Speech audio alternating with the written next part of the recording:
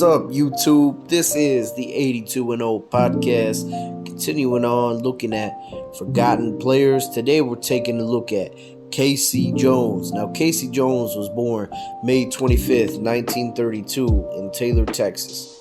And he was born there and he was one of 6 children. The initials K.C. were given to him when he inherently had the same name as his father, a factory worker and cook, who himself was named after the famous railroad engineer K.C. Jones, although it was spelled C-A-S-E-Y. When Jones was age 9, his parents divorced and he moved to San Francisco, California, with his mother and 2 siblings. He learned to play basketball on the patch gravel, and Jones would attend Commerce High School in San Francisco, where he played basketball and football. Now, going into his college career, he played at the University of San Francisco, along with Bill Russell. They were roommates in college, and they led their Dons, that was the name of the team, to NCAA championships in 1955 and 1956.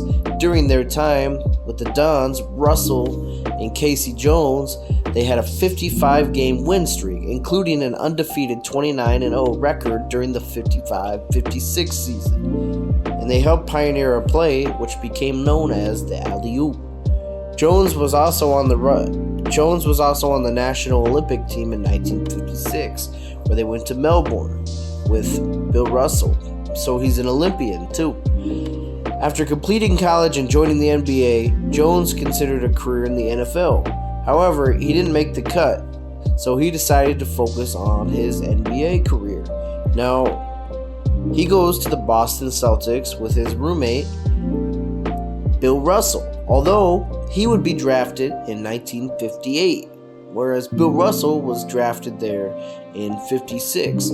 So K.C. Jones' rookie year, he was 26 years old for the Boston Celtics for the 58-59 season. Now, he would have a great career, and he would put up amazing numbers. So he wasn't much of a scorer, he was more of a defensive anchor in the backcourt, a ferocious perimeter defender, and great playmaker.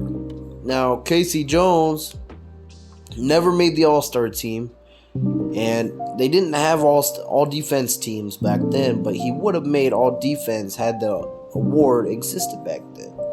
Now, he's an 8-time champion, and him and Bill Russell were lifelong friends up until the time of K.C. Jones' death. Now, in 1961, there's a famous incident where the Celtics were supposed to play an exhibition game in Louisville, Kentucky, against the St. Louis Hawks.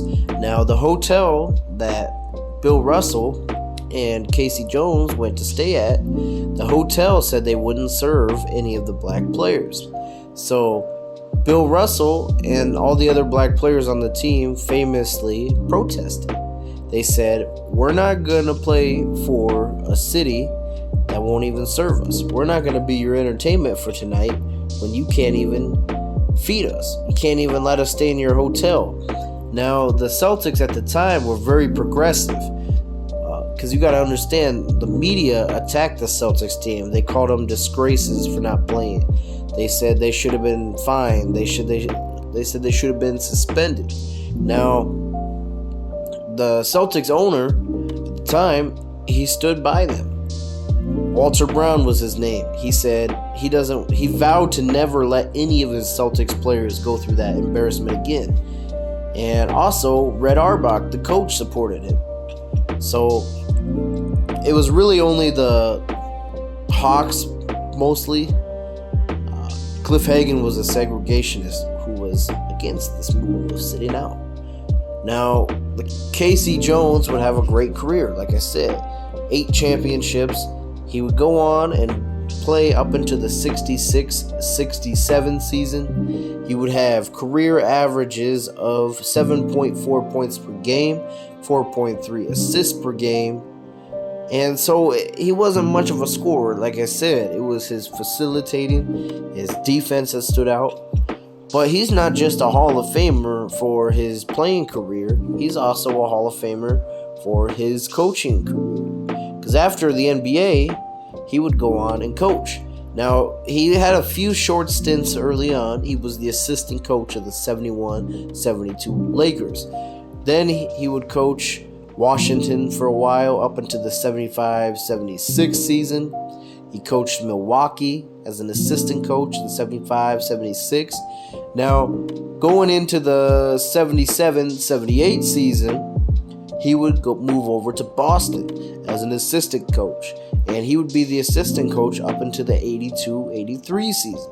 And this is when they decided to move in the direction of having Casey Jones as the head coach. So his first year as head coach in 83-84, the Celtics go 62-20, winning them a championship. And they would win one other championship under him in the 85-86 season, going 67-15.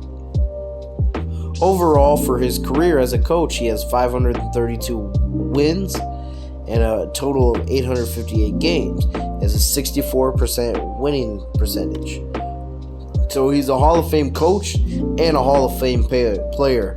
And he's undoubtedly a top 5 point guard of the 1960s. Very clutch in the fourth quarter performances. And he had an act for stealing the ball late in games. And unfortunately, on December 25th, 2020, at the age of 88, he died of Alzheimer's disease. He'd been battling it for a while, up until the time of his death. So it's very unfortunate he's no longer with us. Rest in peace, Casey Jones, a Celtic legend. Let me know what you guys think down below. Thanks for watching.